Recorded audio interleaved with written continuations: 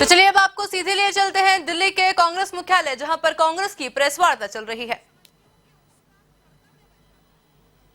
कि अगर उन्हीं लोकतांत्रिक मूल्यों का कोई हनन करने की कोशिश कर रहा है, पैसों का लालच देकर पार्टी तोड़ने की कोशिश कर रहा है, अलग अलग किस्म के प्रलोभनों के जरिए संघीय ढांचे पर चोट करने की कोशिश कर रहा है और मनीष सिसोदिया जी को फोन करके एकनाथ शिंदे बनाकर पार्टी में दो फाड़ करने की कोशिश कर रहा है, तो उस आदमी का नाम और फोन नंबर आप सार्वजनिक क्यों नहीं करते? किसे बचाना चाहते हैं आप? किसकी मदद करना चाहते हैं आप? कहीं ऐसा तो नहीं कि ए टीम और बी टीम का खेल फिर से शुरू हो गया है? हिमाचल और गुजरात के मद्देनजर ये भाजपा और आम आदमी पार्टी की अगर साठगांठ नहीं है तो मैं समझती हूं कि पहली फुर्सत में एक प्रेस वार्ता करके ये बताना चाहिए कि वो कौन लोग हैं भाजपा के जो 70 विधायकों में से 62 विधायकों की पार्टी को भी तोड़ने की चेष्टा कर रहे हैं।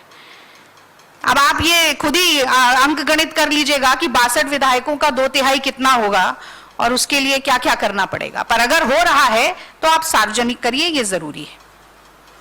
अब तीसरा सवाल, और देखिए बड़ा इंटरेस्टिंग सवाल है ये, इस पर जरा ध्यान दीजिएगा। पंजाब में इनकी सरकार है, आम आदमी पार्टी की सरकार है, स्वास्थ्य मंत्री पर आरोप लगता है और वो ढोल नगाड़े के साथ पूरे देश में बताते हैं कि हमने अरेस्ट कर लिया। ये नहीं बताते कि संगरूर में चुनाव था और तालियों के साथ वोट भी बटोरने थे, पर ये पूरे देश में ढोल नगाड़े बजते हैं, अरेस्ट कर लिया, अरेस्ट कर लिया। पंजाब के स्वास्थ्य मंत्री को अरेस्ट कर लिया। दिल्ली में मुख्य सचिव की रिपोर्ट आ जाती है, 144 करोड़ के घोटाले का खुलासा हो जाता है, सीबीआई की जांच, सीबीआई की एफआईआर आ जाती है, लेकिन मनीष सिसोदिया के खिलाफ या मनीष सिसोदिया से इस्तीफा लेने की बजाय केजरीवाल उन्हें भारत रत्न देना चाहते हैं। एक भ्रष्टाचारी को भारत रत्न देने की बात हो रही है। तो कमाल की बात यह है कि वहां का स्वास्थ्य मंत्री भी जेल में है, यहां का स्वास्थ्य मंत्री भी जेल में है। 2-2.5 महीने से जेल की हवा खा रहे हैं, याददाश्त चली गई, लेकिन इस्तीफा नहीं लिया गया, बर्खास्त नहीं किया गया। दिल्ली का स्वास्थ्य मंत्रालय कौन चला रहा है? याददाश्त गए हुए व्यक्ति जेल से चला रहे हैं या उनके बिहाफ पर कोई डिफैक्टो चला रहा है, किसी को मालूम नहीं है। और मालूम कैसे हो? ये तो मुख्यमंत्री ऐसे हैं जिन्होंने कोई पोर्टफोलियो ही नहीं लिया हुआ, दिल्ली की कोई जिम्मेदारी नहीं है उनके पास ताकि देश की राजनीति में पैर पसार सके। तो ये जानना चाहती है भारतीय राष्ट्रीय कांग्रेस कि अगर कोई केजरीवाल का करीबी भ्रष्टाचार करेगा तो भ्रष्टाचार तो क्या ऐसा लगता है उसे 100 खून माफ है, मनीष सिसोदिया पर कोई कार्रवाई नहीं होगी। या फिर ये मान लिया जाए कि ये तार सीधे मुख्यमंत्री के साथ ही जुड़े हैं, शराब माफिया की पैसा उगाही सिर्फ मनीष सिसोदिया तक सीमित नहीं है, केजरीवाल के हाथ भी इसमें रंगे हुए हैं और शायद इसीलिए मनीष सिसोदिया का इस तरीके से बचाव हो रहा है। 3 सवाल, शराब नीति सही है या गलत है? सही है तो वापस क्यों ली, और गलत है तो गलत काम पे कार्रवाई क्यों ना हो? दूसरा सवाल, आपकी पार्टी को कोई तोड़ने का षड्यंत्र कर रहा है, पैसा देकर खरीद फरोख्त करने की कोशिश कर रहा है, तो आप मुंह पर दही जमाकर क्यों बैठे हैं? सार्वजनिक करिए उस व्यक्ति के पहचान को, बताइए देश को कि कौन वो व्यक्ति है जो लोकतंत्र का ऐसा मजाक उड़ाने की कोशिश कर रहा है, कौन सा दल है। केवल नाम लेने से नहीं होगा, आरोप साबित करने पड़ेंगे, क्योंकि आप वही व्यक्ति हैं जो शीला जी के खिलाफ 14 फाइल लेकर घूमने की बात करते थे। 8 साल हो गए, एक पन्ना नहीं दिखा पाए। आपकी किसी बात पर कोई भरोसा नहीं किया जा सकता जब तक आप तथ्य के साथ उसे जनता के सामने ना करें, सार्वजनिक ना करें। और पंजाब का स्वास्थ्य मंत्री अरेस्ट हो सकता है तो सीबीआई की एफआईआर के बाद निष्पक्ष जांच के लिए मनीष सिसोदिया का इस्तीफा क्यों नहीं लिया जाता? जेल की हवा खा रहे दिल्ली के स्वास्थ्य मंत्री सत्येंद्र जैन का इस्तीफा क्यों नहीं लिया जाता? ये 3 प्रमुख सवाल हमने पूछे। और अनिल चौधरी जी को माइक देने से पहले एक बात मैं और करना चाहूंगी, क्योंकि मैं खुद इस बात से बहुत आहत हूं। जैसे ही मनीष सिसोदिया जी की चोरी पकड़ी गई, बेईमानी पकड़ी गई, काले करतूतों और कारनामों का भांडा फूटा, तो वो जाति जाति खेलने लगे। वैकल्पिक राजनीति हवा में चिड़िया की तरह फुर्र हो गई। महाराणा प्रताप याद आ गए, राजपूत वंश याद आ गया। जब ये अन्ना आंदोलन कर रहे थे तो गांधी जी के भक्त थे, तब इन्हें थप्पड़ भी पड़ते थे, कहीं आपको याद होगा, तो थप्पड़ पड़ जाता था तो गांधी समाधि पहुंच जाते थे राजघाट, और पश्चाताप के घड़ियाली आंसू बहाने लगते थे। पंजाब का चुनाव आया तो गांधी को भूल गए, भगत सिंह के चेले हो गए, इस कदर भूल गए कि दफ्तर से फोटो ही गायब हो गई गांधी जी की, किसी सरकारी दफ्तर में फोटो नहीं बची। और आज जब भ्रष्टाचार पकड़ा गया तो महाराणा प्रताप की शरण में जा रहे हैं। मैं इस पर घोर आपत्ति व्यक्त करती हूं और मैं कहना चाहती हूं कि अपने काले कारनामों की ढाल शूरवीर महाप्रतापी महाराणा प्रताप को ना बनाएं, यह बहुत ही शर्मनाक है। और मैं पूरे विश्वास के साथ कह सकती हूं, और आप लोग भी समझते होंगे कि ना महात्मा गांधी ने, ना भगत सिंह ने, ना महाराणा प्रताप ने कहा होगा इनसे आके कि पंजाब में तो नारा दो शराब नशा मुक्ति का और दिल्ली को नशे की राजधानी बना दो। महाराणा प्रताप ने, गांधी जी ने और भगत सिंह ने नहीं कहा था इनसे कि आप सारे नियमों की धज्जियां उड़ाइए, 100 मीटर के दायरे, मंदिर हो चाहे स्कूल हो चाहे रेजिडेंशियल कॉलोनी हो, 100 मीटर के दायरे में ठेके खोलिए और खेलो गली जैसी शेल डमी कंपनीज को रेवड़ी की तरह लाइसेंस बांट दीजिए, 144 करोड़ का घोटाला करिए। ये किसने कहा था आपसे? किसी ने नहीं कहा कि वायबिलिटी रिपोर्ट पुलिस डिपार्टमेंट और एक्साइज डिपार्टमेंट को सबमिट किए बिना ठेके खुलवाइए। हमारे दिल्ली के छात्रों और बच्चों का भविष्य सुधारने की बात करते थे, किसने कहा था आपसे कि 25 साल की उम्र को 21 साल कर दें, एक के साथ एक बोतल फ्री बांटे और लतियल बनाए दिल्ली के बच्चों को? ये आपकी करनी है, ये घोटाला, ये भ्रष्टाचार आपकी करनी है। और जैसी करनी होती है केजरीवाल जी, वैसी ही भरनी होती है। और इसके बाद जैसा कि मैंने शुरू में कहा कि एक कहावत जो हमने सुनी थी, चोर चोर मौसेरे भाई, और जो हम लगातार कहते रहते हैं कि ये एक दूसरे के पूरक हैं, मोदी जी और केजरीवाल जी, इनकी कार्यशैली में कोई बहुत ज्यादा फर्क नहीं है। तो चोर चोर मौसेरे भाई की कहावत को यथार्थ में कैसे बदला जाता है और किस तरह से शराब माफिया से पैसे की उगाही की जाती है, ब्लैकलिस्टेड कंपनीज से चंदा लिया जाता है, इस बात का खुलासा दिल्ली प्रदेश कांग्रेस कमेटी के अध्यक्ष अनिल चौधरी जी करेंगे। अब मैं उनको आमंत्रित करती हूं।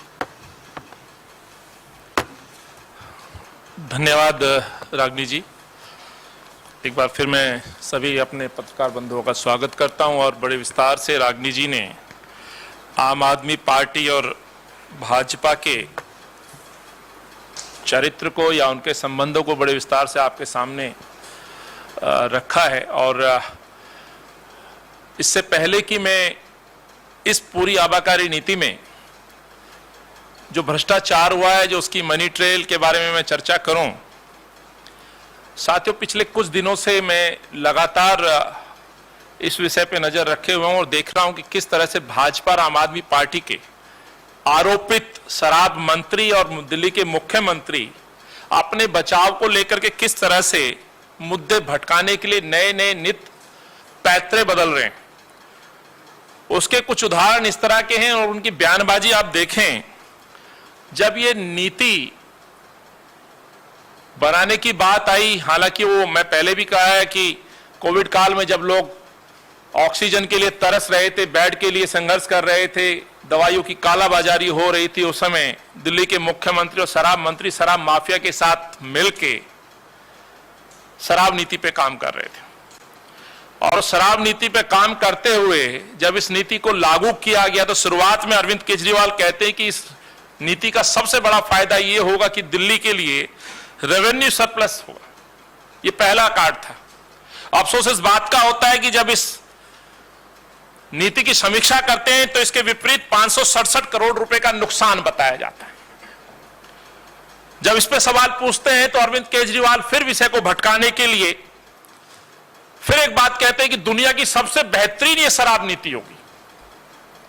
अरविंद केजरीवाल बड़े दावे के साथ कहते हैं और इनके शराब मंत्री कहते हैं, लेकिन अफसोस इस बात का है कि ये 31 जुलाई 2022 को वापस ले ली जाती है। लगभग 8 से 9 महीने में ये नीति वापस हो जाती है।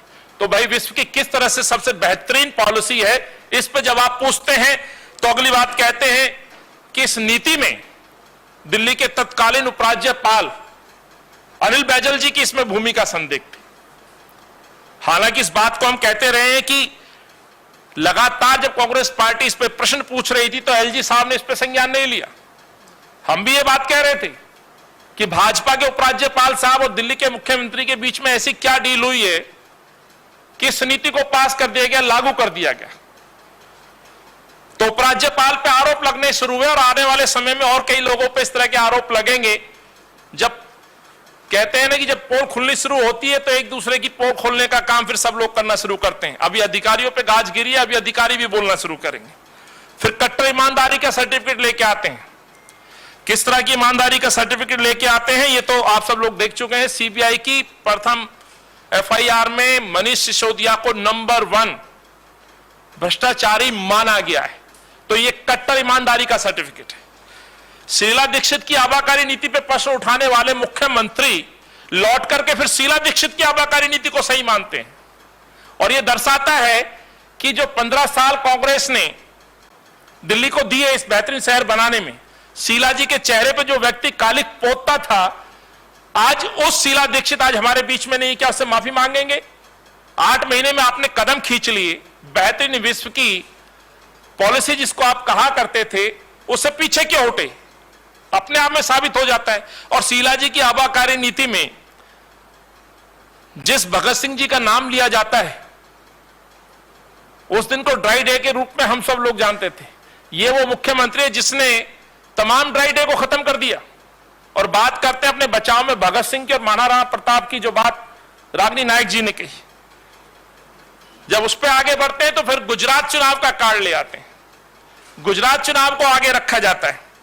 सब जानते हैं गुजरात से पहले गोवा और उत्तराखंड और उत्तर प्रदेश में जो आम आदमी पार्टी की हालत हुई है, तो स्वाभाविक है चुनावी उद्देश्य से गुजरात को भी मैदान में उतारा जाता है। फिर न्यूयॉर्क टाइम्स कार्ड खेला जाता है। अरे बात शराब नीति की हो रही है, आप लेकर के आ रहे हैं शिक्षा नीति, स्वास्थ्य नीति, और वो स्वास्थ्य नीति जिसमें कोविड काल में सबसे ज्यादा राजधानियों में कहीं मौत हुई तो हिंदुस्तान की राजधानी दिल्ली में मौतें हुई हैं। जिस शिक्षा नीति की बात कर रहे हो तो ये दिल्ली का 10वीं का बोर्ड पहले 10 बोर्ड की यदि श्रेणी में गिना जाए तो आज सबसे निचले स्थान पर है। और ये दिल्ली का शिक्षा का स्तर शीला जी के समय में टॉप 10 बोर्ड में हुआ करता था। तो ये शिक्षा का स्तर है। लेकिन विषय को, मुद्दे को भटकाने के लिए बार बार अरविंद ये कदम उठाते रहे हैं। विपक्ष पर सीबीआई ईडी के दुरुपयोग की बात की गई तो कहना चाहता हूं साथियों, ये जो आबाकारी नीति की जो कंप्लेंट है, ये जो शिकायत है, ये सबसे पहले इसकी लड़ाई लड़ने वाली यदि कोई पार्टी थी तो कांग्रेस पार्टी थी। और ये इसका पुख्ता सबूत है, मैं आपको दिखा रहा हूं, बार बार दिखाता हूं मैं। लगभग 1 दर्जन से ज्यादा प्रेस वार्ताएं हमने की, मुख्यमंत्री के घर का, निवास का हमने घेराव किया, जन जागरण पोल खोल यात्राओं के माध्यम से हमने प्रश्न पूछा। हम पहले आगरा के मूड में जाकर के इस सरकार को जगाना चाहते थे और जब नहीं जागे तो यही कारण है कि पुलिस कमिश्नर के पास हम 3 जून 2022 को जाकर लिखित रूप में शिकायत करते हैं। यह उसका प्रमाण है साथियों। और ये कहते हैं कि ईडी और सीबीआई का दुरुपयोग, कई बार जब इतना दुरुपयोग बढ़ जाता है तो स्वाभाविक है जब सही कार्रवाई होती है तो वो भी संदेह की दृष्टि से देखी जाती है। लेकिन दिल्ली का भ्रष्टाचार का मसला बिल्कुल क्लियर है कि भ्रष्टाचार इसमें हुआ।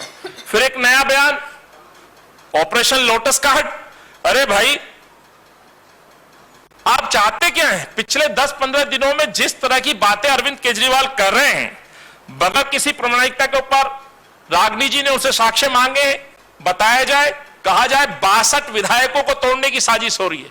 अरे पूरी तरह से साबित हो चुका है कि और बी टीम के रूप में आप यहां काम कर रहे हैं, तो इसमें ना तो कोई संभावना है ना इस पे कुछ कहा जा सकता है।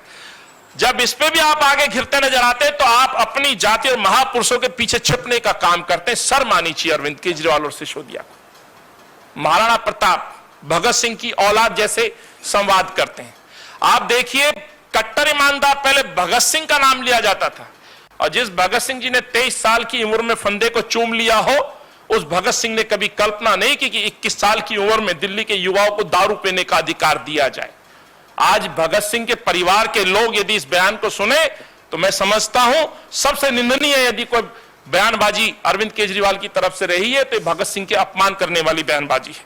भारत रत्न की बात कही, मैं कहना चाहता हूं यदि वाकई भ्रष्टाचार में कोई श्रेणी शुरू हुई भविष्य में, जिसकी उम्मीद नहीं है, पर यदि कोई भ्रष्टाचार में किसी ने शुरुआत की तो मुझे लगता है अरविंद केजरीवाल और सिसोदिया को भ्रष्टाचार की श्रेणी में भारत रत्न जरूर मिलना चाहिए। उसकी अनुशंसा मैं भी करना चाहता हूं। साथियों, कांग्रेस लगातार इस विषय पर जहां संघर्ष कर रही थी, जैसे मैंने कहा दर्जनों धरना हो, प्रदर्शन हो, प्रेस वार्ता हो, उसके माध्यम से संघर्ष कर रही थी, वहां भाजपा के कुछ जो सूरवीर हैं वो मौन बन के बैठे रहे, क्योंकि जो विषय मैं अब आपके सामने रखना जा रहा हूं, यह विषय भाजपा को भी आपके समक्ष उनकी कथनी और करनी का जो फर्क है वो रखना बहुत आवश्यक समझता हूं। दिल्ली के द्वारा जब नशे की राजधानी सरकार के द्वारा और अरविंद के द्वारा बनाई जा रही थी, एक नई पहचान दी जा रही थी, तो भाजपा के भ्रष्टाचार में भागीदार बन चुप बैठे थे। इसीलिए मैंने पिछली प्रेस वार्ता में भी कहा था कि 8 विधायक, 7 सांसद, 150 से ज्यादा पार्षद, दिल्ली प्रदेश भाजपा का अध्यक्ष, पूरा संगठन मौन बन करके चुप रहा। 18 विधानसभा क्षेत्र ऐसे हैं जो नॉन कंफर्मिंग एरिया था, वहां लगभग 134 दुकानें खोली गई। इस नॉन कंफर्मिंग एरिया के लेकर के हम हरदीप पुरी साहब जो भाजपा के मंत्री, उनसे भी मिले। ये हमारा प्रयास है जो दिखाता है कि इस दिल्ली के लिए हम चिंतित थे, लेकिन ना भाजपा का विपक्ष का नेता मिला, ना सांसद मिले, ना विधायक मिले कि नॉन कंफर्मिंग एरिया में दारू की दुकानों के ठेके क्यों खोले जा रहे हैं। और वहां पे दिल्ली के मेयर और भाजपा के लगभग 150 से ज्यादा पार्षद पैसा लेकर के वहां एमसीडी से लाइसेंस दिलवाने का काम कर रहे थे। यह मैं कहना चाहता हूं। तो साथियों, एमसीडी और डीडीए से मिलकर के 134 से ज्यादा दुकानें देहात में खोल दी जाती हैं जो नॉन कंफर्मिंग एरिया है, और जब बात खुलती है, पोल खुलती है, तो जांच की तरफ जब आगे चीजें बढ़ती हैं तब जाकर के उन पर रोक लगती है। और मास्टर प्लान की जिस तरह से धज्जियां उड़ाई गई वो सबने देखा है। इसकी शिकायत हमने लिखित रूप में जांच एजेंसी को भी दी गई, जो मैंने आपको पूर्व में दिखाई। कांग्रेस पार्टी सड़कों पर आंदोलन कर रही थी, भाजपा के सांसद महोदय अपने गाने की रिकॉर्डिंग में बिजी थे। एक क्रिकेटर साहब रिकॉर्डिंग क्रिकेट मैच के दौरान लाइव कमेंट्री और मध्य प्रदेश के अंदर जलेबी का लुत्फ ले रहे थे। एक जनाब हंसराज हंस सिंह साहब की 4 लाइन है, दिल्ली में चोरी साड़ा हो गया, और की करिए दिल्ली नशे में टल्ली हो गया, गाना गुनगुना रहे थे साहब। कहां है वो सिंगर साहब? मुझे लगता है वो भी उसी में बिजी है। बाकी के लोग आज तक लापता हैं।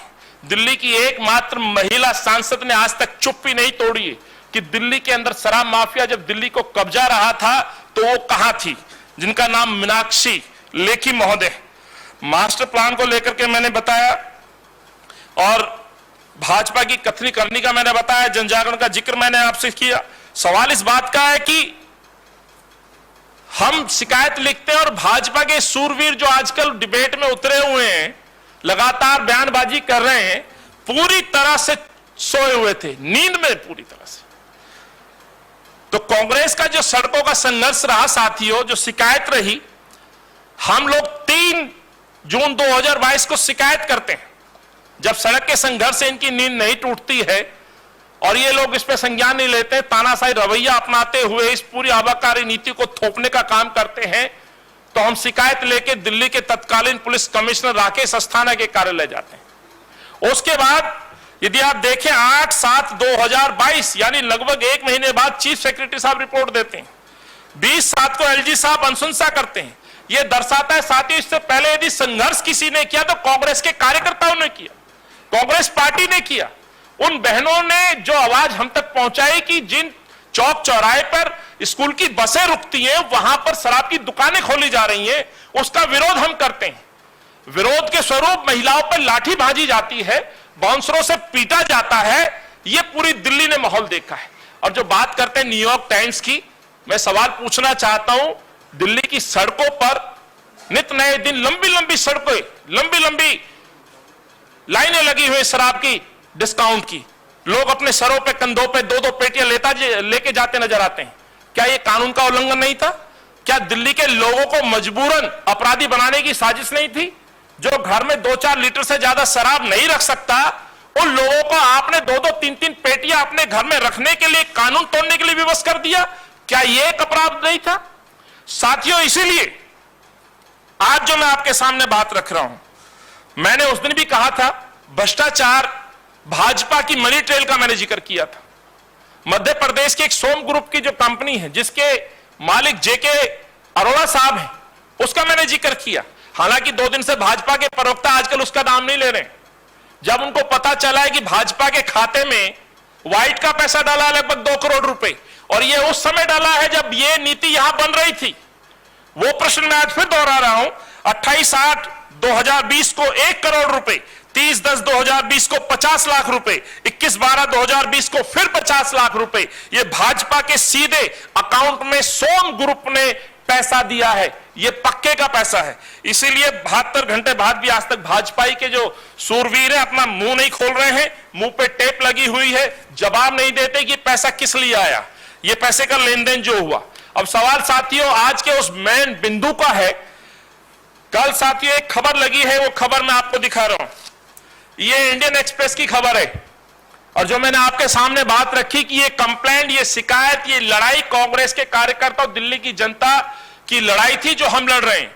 इस खबर के अनुसार कांग्रेस अध्यक्ष, जो कि मेरा नाम इसमें मेंशन है, कांग्रेस की शिकायत पे ईओडब्ल्यू ने जो कंप्लेंट पे जांच करनी शुरू की थी, जिसके दस्तावेज दिल्ली सरकार से मांगे गए थे, आज उस ईओडब्ल्यू जो शाखा है वो इस जांच को बंद करने की एक सूचना इसमें छपी है इंडियन एक्सप्रेस में।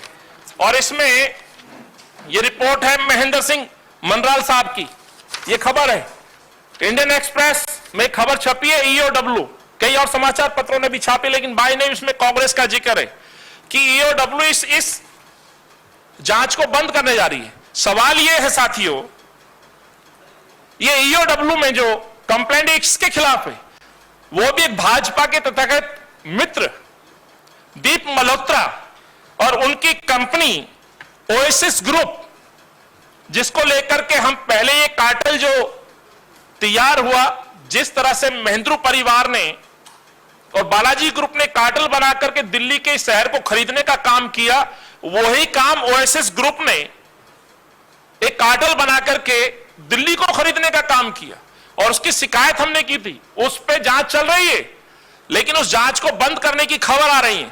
सवाल यह उठता है कि दीप मल्होत्रा कौन है? दीप मल्होत्रा अकाली दल का पूर्व विधायक है, पंजाब का पूर्व एमएलए है, और ये दीप मल्होत्रा का जो ओएसिस ग्रुप है, ये शराब का उत्पादक भी है और विक्रेता भी है दिल्ली में। इसमें भी सेम कानून की धज्जियां उड़ाई गई हैं। हालांकि इस रिपोर्ट में पूरी तरह से क्लियर कहा गया है कि सेम एलिगेशन, सेम आरोप, इस तरह की जो हम जांच कर रहे हैं इसमें भी वही है। तो सीबीआई जांच कर रही है तो इसको बंद कर दिया जाए। अरे भाई, बंद क्यों कर दिया जाए? सीबीआई की कहीं किसी भी एफआईआर में दीप मल्होत्रा का नाम नहीं है, सीबीआई की एफआईआर में सोम ग्रुप का नाम नहीं है। क्यों नहीं है? यह जवाब भाजपा क्यों नहीं देती? क्या वाकई सीबीआई का अब आगे दुरुपयोग करने की कोशिश तो नहीं की जा रही है? क्या भाजपा के मित्रों को बचाने की कोशिश तो नहीं की जा रही है? अदरवाइज सोम इंडस्ट्री, सोम डिस्टिलरी जो ये भी उत्पादक है, फुटकर विक्रेता दिल्ली में है, वही अपराध, वही कार्टेल ओएसिस ग्रुप के दीप मल्होत्रा पंजाब के पूर्व विधायक का भी यहां है, जिसका पंजाब चुनाव में आम आदमी पार्टी की फंडिंग को लेकर के बड़े संगीन आरोप हैं। तो जो व्यक्ति आम आदमी पार्टी को और भाजपा को चंदा देता हो, आज वो दोनों ग्रुप, चंदा देने वाले ग्रुप कहे या मनी ट्रेल कहे या रिश्वत देने वाले कहे, वो दोनों ग्रुप सीबीआई की जांच से बाहर क्यों हैं? इस पे मैं समझता हूं भाजपा को जवाब देना चाहिए। और ये जो मेरा पुराना प्रश्न था, उसमें ये प्रश्न मैं फिर से जोड़ रहा हूं कि ओएसिस ग्रुप की जो जांच चल रही है, ओएसिस ग्रुप की इस जांच को, जिसकी हालांकि नीचे 2 कंपनी और है, नोवा गारमेंट्स और ओरिजिन अप्लायंसेस, ये सेल कंपनी है जिनको यह काम मिले, ब्लैक लिस्टेड कंपनी है,